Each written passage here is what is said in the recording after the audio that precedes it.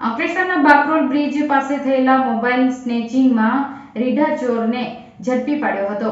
કોસંબાના રીઢા ચોર મોબાઈલ ચોર સામે કોસંબા પોલીસ મથકમાં જ 6 થી વધુ ગુના નોંધાયા છે.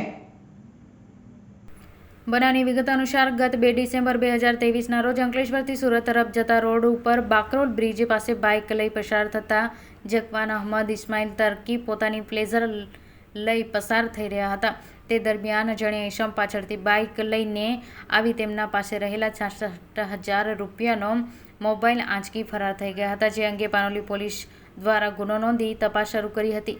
પોલીસે ચોરીના મોબાઈલ EMI નંબરને સર્વેલન્સ પર મૂકી ટેકનિકલ સર્વેલન્સ સાથે હ્યુમન ઇન્ટેલિજન્સની ટીમ એક્ટિવ કરી હતી.